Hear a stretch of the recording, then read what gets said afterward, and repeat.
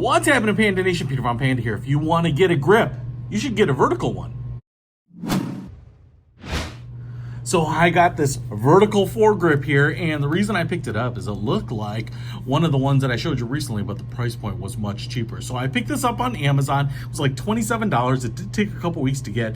It got shipped directly from China, which is maybe where they manufacture it, which is maybe where some of these get rebranded to different, kind of more mainstream brands. I thought I would show it to you. It is a pretty heavy piece. I mean, it seems like a quality piece. Heavy aluminum here. It is beat up a little bit. I will say it did not come in a nice blister pack. This came wrapped in a little bit of bubble wrap in an envelope. So that's what you get for $27. And you can see, I think more so, the effects of being in transit. We get some polished areas here, some kind of nicked up areas.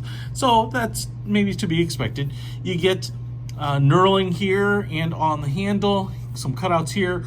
On some of the other ones, this is where the brand name would be, and even sometimes they have a battery orientation indicator. We have some deep cuts here, like almost serrations. You have a thumb screw here with a couple of holes. That's how you attach it to your picatinny rail.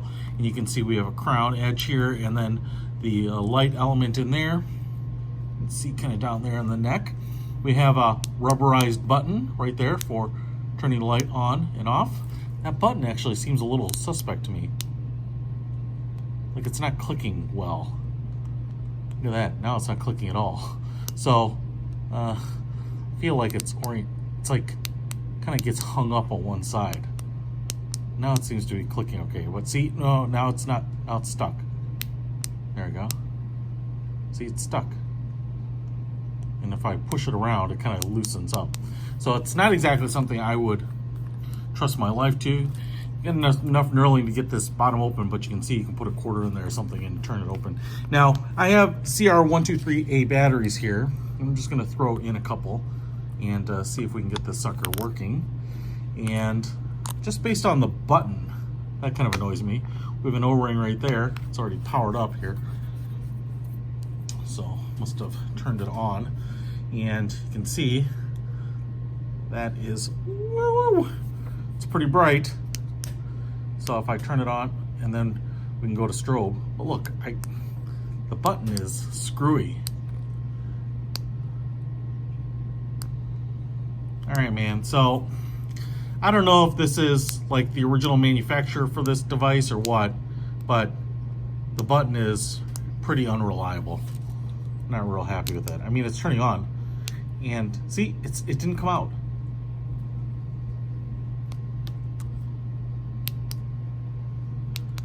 I mean, at least it's turning on and off, and I feel like if I hit it directly, it kind of works. But if you kind of just barely putting pressure on it in a different direction, doesn't seem to see it went in, and if I just tapped it there, it kind of sprung out loose. So anyway, I suppose you could use it. I'd probably use this for airsoft or something. I mean, in a pinch, it still works as a vertical grip, I'd assume, but I really hate that button. See if I didn't release, and if I just hit it sideways, I think it released there. Released, did not release.